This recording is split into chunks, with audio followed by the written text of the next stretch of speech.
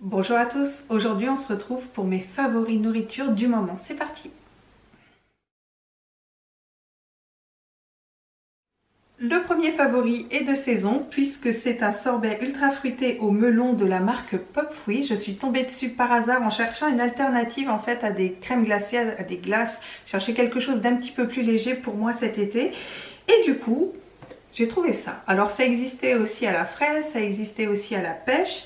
Et bon, je suis fan du melon, donc j'ai voulu essayer le melon et c'est vraiment très bon. Alors, au niveau de la compo, ça reste très correct parce que c'est de la pulpe de melon, de l'eau, du sucre de canne et pour ce qui est de l'épaississant, c'est de la farine de caroube. Et franchement, moi j'aime bien le soir avoir ma petite glace avec tout le monde et avoir mon sorbet au melon. Voilà, il est super bon et je ne peux que vous conseiller ce sorbet. Autre favori, le retour des figolus. Et là, j'ai envie de dire enfin le retour des figolus. Parce qu'il faut savoir que le groupe Mondelez a arrêté la production des figolus en 2015. Alors pourquoi je le sais? Parce qu'en 2015, j'étais enceinte et en 2015, j'avais des grosses envies de figolus. Quand je les cherchais dans les magasins, c'était très compliqué parce que petit à petit, vu que ça s'arrêtait, les rayons étaient de moins en moins fournis en figolus. Donc quand je tombais dans un supermarché et que je trouvais 3-4 paquets, je prenais tout. Et puis petit à petit, on a commencé à plus les trouver. Donc ça s'est arrêté comme ça, du jour au lendemain. Ce qui s'est passé, c'est que pendant ces 5 longues années, il y a eu une pétition qui a été lancée sur internet. Moi j'ai signé cette pétition pour le retour des figolus. Et là, les figolus sont de retour. Alors ils sont toujours aussi bons qu'avant. La seule différence, alors ils avaient déjà changé, avant 2015, ils avaient déjà changé la forme du gâteau.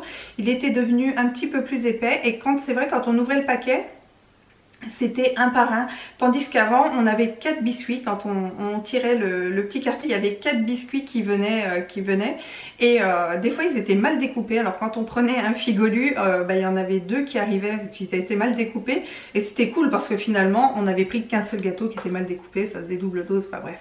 Voilà, et donc là maintenant ça y est, on a le retour des figolus, le goût reste inchangé.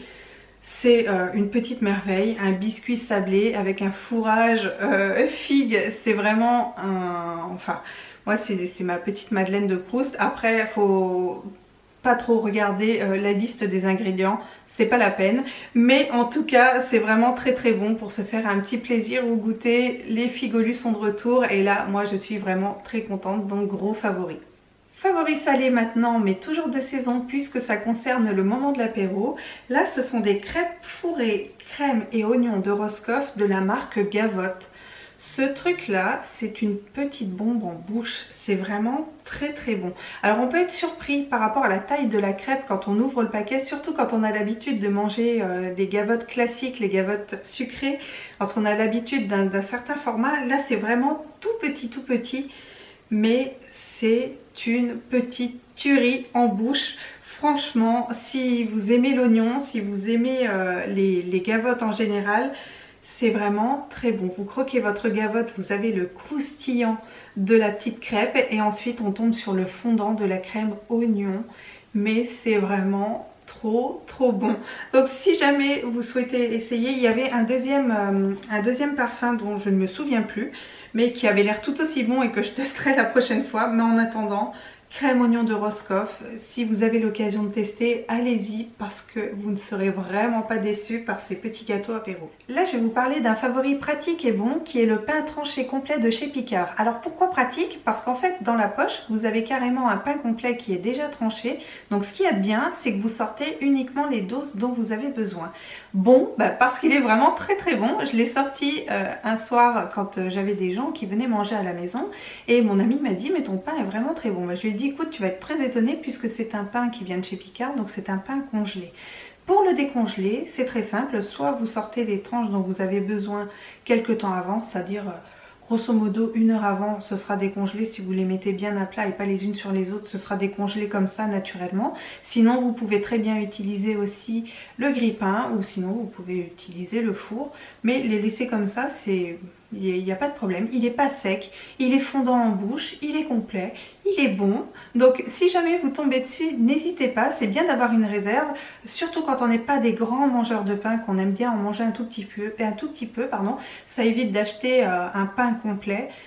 Voilà, vous avez la juste dose, c'est pas très cher, donc je peux que vous conseiller ce pain de chez Picard. Maintenant, je vais vous parler d'un favori plutôt différent puisqu'il s'agit d'une recette et notamment d'une recette de Nutella.